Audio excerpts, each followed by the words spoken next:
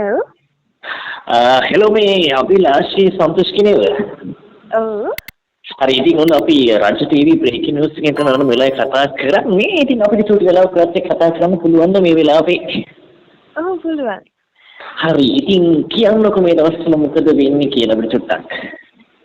මේ දවස්වල චිත්‍රපටි දෙකක කරිපු නිමා කරලා ඉන්නවා. ඒකත් එක්ක සිහිනක තනියලා ටෙලිග්‍රාම් එකේ මේ දවස්වල ටෙලිකාස්ට් වෙනවා. ඉතින් ප්‍රේක්ෂක ආදරේ ගොඩක් ලැබෙනවා. ඒත් එක්ක මගේ ඉගෙන ගන්න වැඩ තමයි මේ දවස්වල පොඩ්ඩක් මූලිකත්වය අරගෙන තියෙන්නේ. ඒකත් එක්ක ඉතින් සතුටින් හොඳින් කාලය ගත කරනවා. හරි ඉතින් අභිලාෂී මේ තාම ඉගෙන ගන්න වයසක ඉන්න කෙනෙක් නේද? ඔව්. හරි. එතකොට මේ දවස්වල මේ චුට්ටක් ඔයා ගැන කතා බහ කරද්දී මේ බස් ඩ්‍රයිවිං කරනවද ඔයා? ඔව් බස් ඩ්‍රයිවිං කරනවා කියන්නේ බස් ඩ්‍රයිවිං කරන්න පුරුදු වෙන්න වුණා. හේතුව ඉතින් අපේ සිහිනක තනිලා ටෙලිග්‍රාම් එකේ මගේ අලුත් කැරක්ටර් එක තමයි. හරි අපි දැක්ක ඔයා බස් එකක් කෙලවගෙන මේ රට වටේම යනවා නේද? හරි දැන් ලයිසන් එහෙම තියෙනවද මේ අපදින්න? ඇත්තම කිව්වොත් මට මේ වෙනකොට normal vehicles වල ලයිසන් එක තිබුණාට මම බස් වලට ලයිසන් අරගෙන නැහැ. ඒත් ඉතින් රංගන ශිල්පිනියක් වුණාම යම් අවස්ථාවලදී අපි හරිම ප්‍රවේශමෙන් ඒ වගේම අතට මතක් කරන්න ඕනේ සිහිනේ තනලා නිර්මාණයේ ඒ හැමෝම ලොකු ඒ කියන්නේ කැපවීමකින් ලොකු සහායකින් තමයි ඇත්තටම අපි හැමෝම එකතු වෙලා මේ වැඩේ කරන්නේ. මොකද බස් එකක් ඇත්තටම මම ඩ්‍රයිව් කරනවා මේ ටෙලිනාට්‍යය තුල. ඉතින් මම ඇත්තටම කිව්වොත් ඒක පුරුදු වෙන්නේ හරිම විනාඩි ගානක තරම් අඩු කාලයක තමයි මම පුරුදු වුණේ. ඉතින් මං හිතන්නේ මං ගැන ලොකු විශ්වාසයක් තිමිරයියා අපේ රයිට් ඇතුළු අපේ ඩිරෙක්ටර් හසිතයි අය හැමෝම තියලා තිබුණා.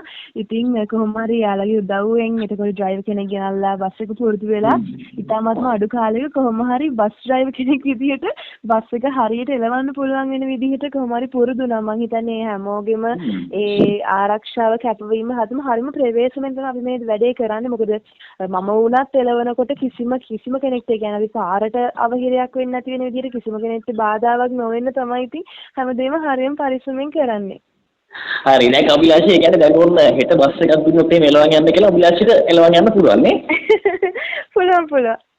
හරි ඉතින් අභිලාෂී කියන්නේ මේ ඕල් රවුන්ඩර් කෙනෙක් නේ. රංගපාන විතරක් නෙවෙයි හැම දෙයක්ම ඕනේ දෙයකට ඔට්ටුයි නේද?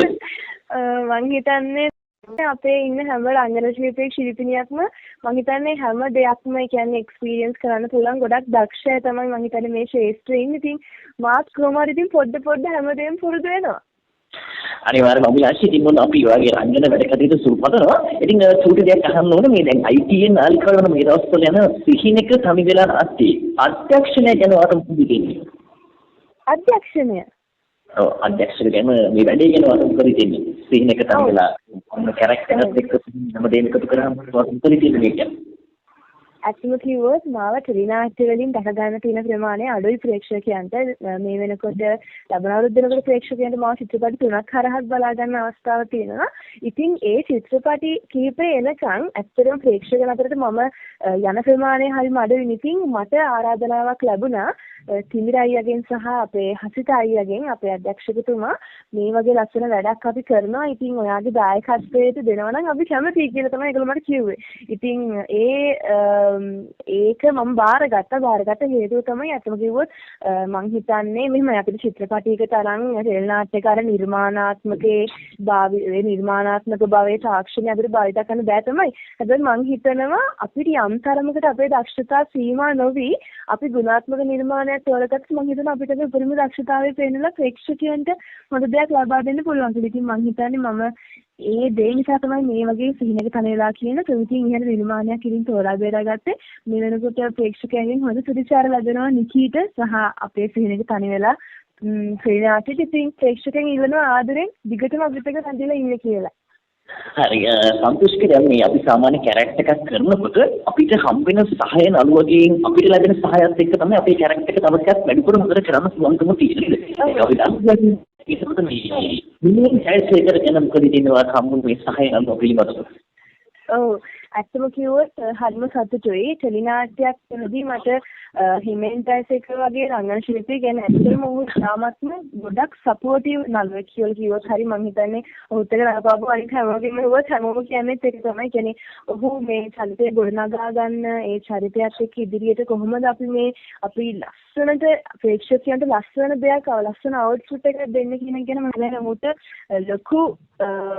ලොකු අවධානයක් ඒ හැමදේම උඩ හොඳ අවබෝධයක් තියෙනවා. ඉතින් මට නිකී සහ නිකී චරිතය කරනකොට ආදිගේ ලැබෙන සහාය ඉතාමත්ම ලොකු සහයෝගයක් මම ඇත්තම කිව්වොත්. ඉතින් ඒ වගේම තමයි අපේ නිර්මාණයේ ඉන්න අනෙකුත් සියලුම රංගන ශිල්පීනියන් ඒ වගේම ලොකු සහායක් ලබා දෙනවා. ඉතින් හරිම සහයෝගයෙන් කැපවීමෙන් හරි ආදරෙන් සතුටින් තමයි අපි හැමෝම සීන් එක තනියලා ඉන්නේ.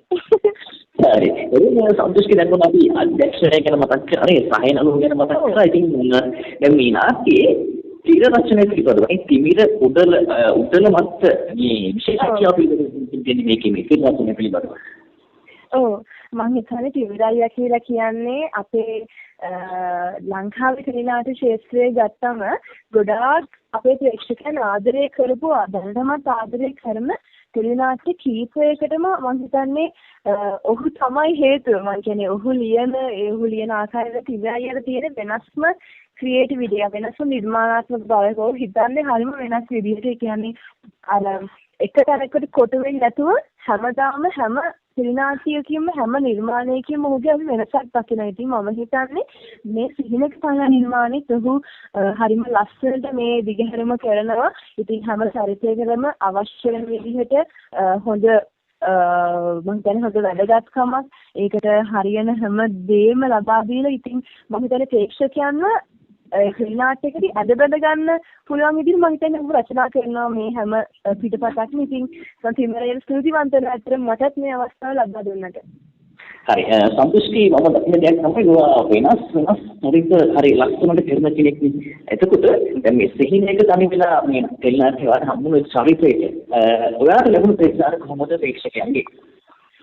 ඔව් ඇත්තටම මම අනෙකුත් චිත්‍රපටිවල කරලා තියෙන චරිතයක ගත්තම මේ නිකී කියන චරිතය මට ගොඩාක් අලුත් චරිතයක් වුණා. හේතුව මම මේ වගේ කියන්නේ අහිංසක සාමාන්‍ය පවුලක හැබැයි එක පැත්තකින් ඒ අහිංසකයි වගේම අනිත් පැත්තෙන් ඕනම අභියෝගයක් බාර ගන්න පුළුවන් තරම කියන්නේ තමන්ගේ පවුල වෙනුවෙන් තමන්ගේ අය වෙනුවෙන් ඕනම දෙයක් කරන්න සූදානම් හරි පුංචි දඟකාර අහිංසක ගෑනු ළමෙක්. ඉතින් මම ඇත්තට ඒ වගේ චරිතයක් මේ වෙනකොට කරලා නැහැ. ඉතින් මට මේ චරිතය බාර ගන්නකොට වෙනස්ම කෙනෙක් ඒ කියන්නේ අභිලාෂි කියන කෙනා පැත්තකටම දාන්න ඕන මේ චරිතය බාර නිකීගේ චරිතය බාර ගන්නකොට.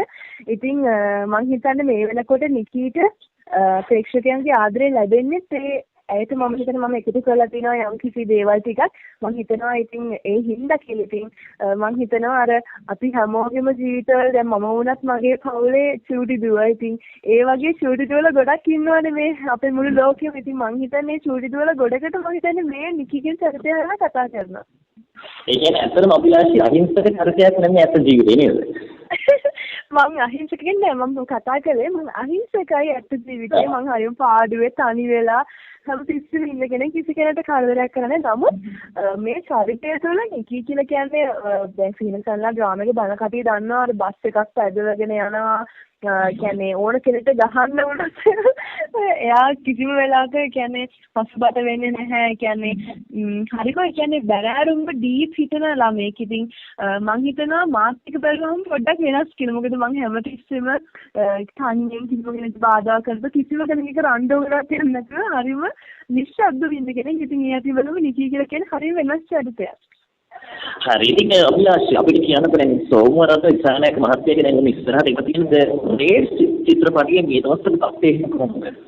ඔව් අපේ ද රේස් චිත්‍රපටිය රෝගත කිරීම අවසන් කරලා තියෙන්නේ. මම හිතන්නේ ප්‍රේක්ෂකයන්ට තව මාස කිහිපෙක ඉක්මනින්ම ද රේස් චිත්‍රපටිය බලා ගන්න පුළුවන්. මම සහ සන්තනෝත්තර ඇන්තනි ඒ වගේම දිල්හානි ඒකනායක සනත් ගුණතිලක ඒ වගේම තව ගොඩක් ඒ කියන්නේ හරිම ජ්‍යෙෂ්ඨ රංගන ශිල්පියෙක් තමයි මේ චිත්‍රපටය තුළ රංගනයෙන් දායක වෙන්නේ.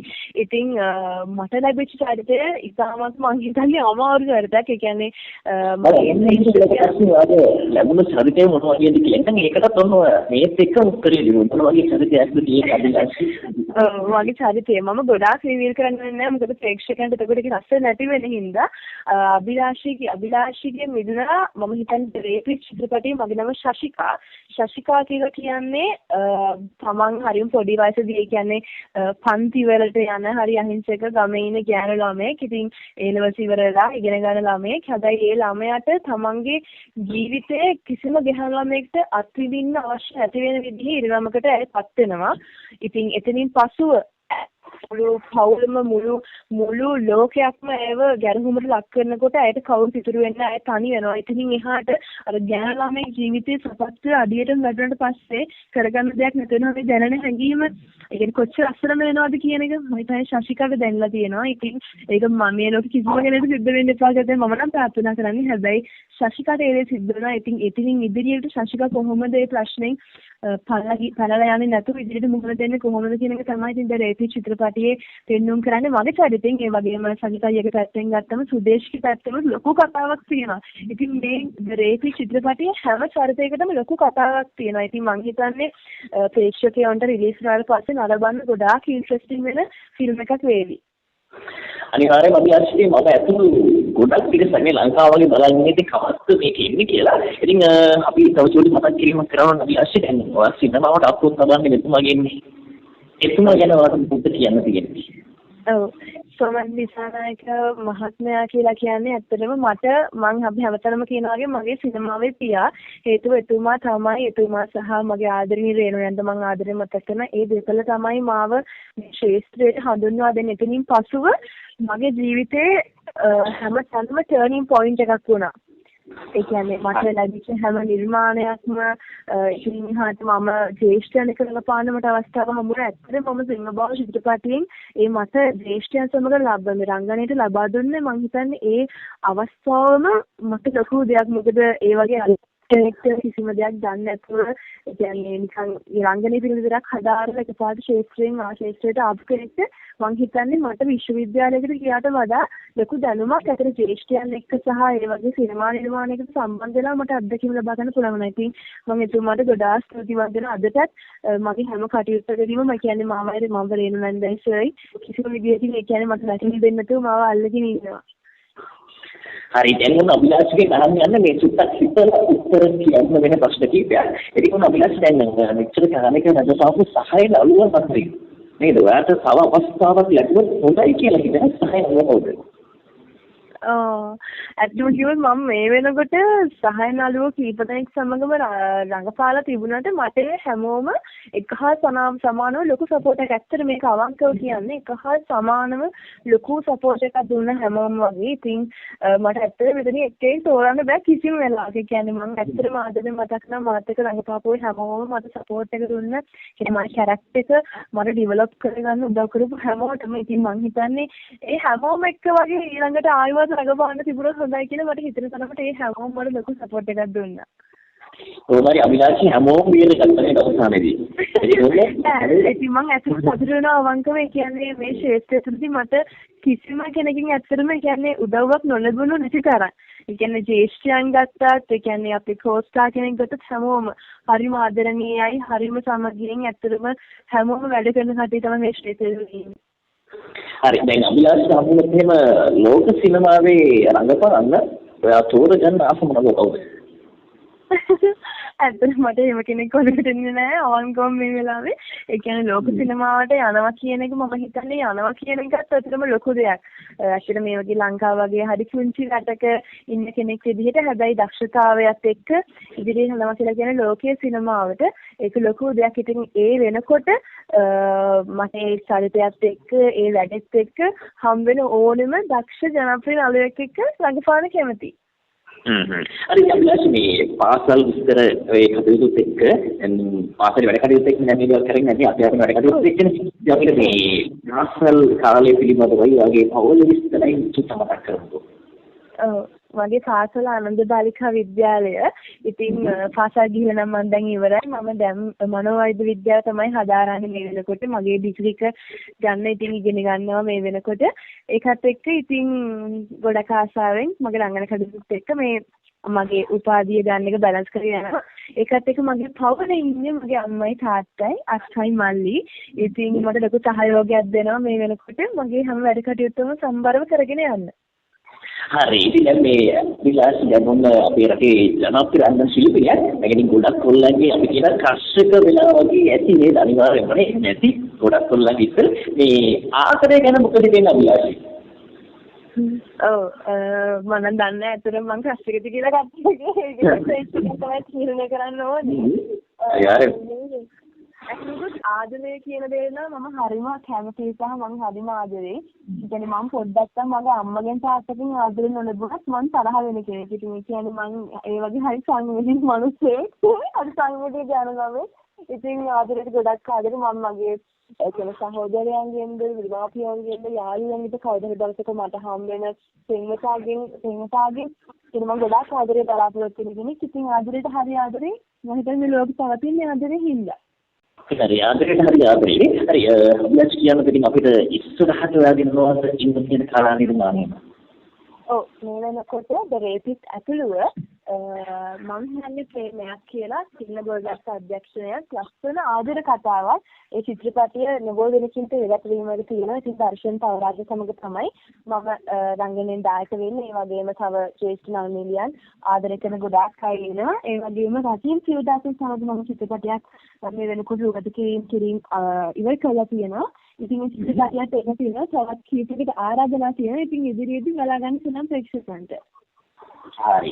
ඉතින් අභිලාෂී කියන මං කිව්වා පොඩ කෙනෙක් කියලා. ඉතින් අභිලාෂී ඔයාව හඳුන්වනවට කැමති චිත්‍රපට ලියක් විදිහට නැත්නම් ටෙලිනාටක ලියක් විදිහට එහෙම නැත්නම් මෝස්තර රුක්කාවක් විදිහට එහෙම නැත්නම් නිවේදිකාවක් විදිහට. ඇත්තටම මම හැම එකටම කැමතියි. පොඩි කියන්නේ මම හැම අංශයකටම කැමතියි. හැබැයි මං හිතනවා මාව එහෙම තැනකට කොපි නොකර රංගන ශිල්පිනියක් ශ්‍රී ලාංකික රංගන ශිල්පිනියක් කියලා මාව හඳුන්වන්න මම ගොඩක් කැමතියි. හැබැයි මම ඇත්තටම කිව්වොත් අවංකව මම ආවේ සිනමාවෙන්. ඉතින් මම සිනමාව කියන ධනයට වැඩියෙන් දායකත්වය ලබා දෙන්න මම ගොඩක් කැමතියි. හරි එහෙනම් අභිලාෂී චූටි වෙනස් ප්‍රශ්නයක් අහන්න අවසාන වශයෙන් ඔයාට මෙච්චර කාලයකට ලැබිලා නැති ඉස්සරහට ලැබුණොත් හොඳයි කියලා හිතන පරිත්‍යාගයක් තියෙනවා නම් කියන්න මේ චරිතය මොන වගේ චරිතයකද ඔයාලා ඉස්සර ආස කියලා.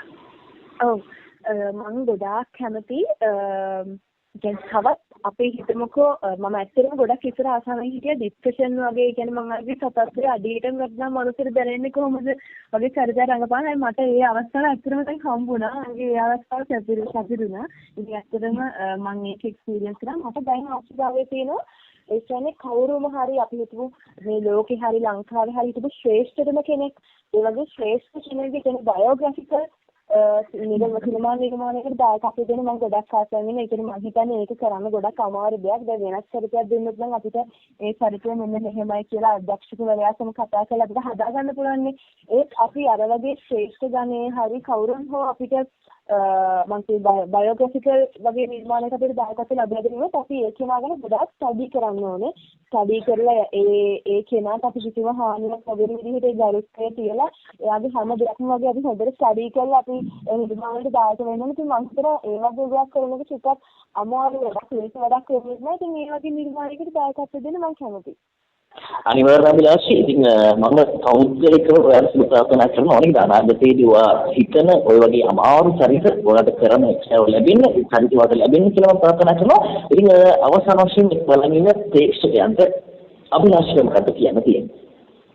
ඇත්තටම බොහොම ස්තුතියි ඔයාටත් මට කතා කරලා මේ වගේ දේවල් බෙදා හදා ගත්තට සහ මම හිතනවා මගේ ප්‍රේක්ෂකයන්ට මට කියන්න තියෙනවා. ඉතින් ඉදිරියේදී මගේ මේම තියෙන සිනමා නිර්මාණ සංගම රැඳිලා ඉන්න සහ මම හිතනවා ප්‍රේක්ෂකයන්ට ඉනදා හදක් ලබා දෙන්න ඕන ආස කරන විදිහේ චරිතයක් මම ඉදිරියට එනවා. ඒ වගේම සිහින එක තනි වෙන්න කියලා ආරාධනා කරන හැමදාම ITN නාලිකාව ඔස්සේ. හරි එහෙනම් අභිලාෂී ස්තුතියි අපිත් එක්ක අදහස් දැක්වපුවාගේ වැඩ කටයුතු සර්ව ප්‍රකාරයෙන් සාර්ථක වෙන්න කියලා එහෙනම් රජු ටීවී අපි ඔයාලට හදවතින් ප්‍රාර්ථනා කරනවා. ස්තුතියි අදහස් දැක්වුවට අභිලාෂී.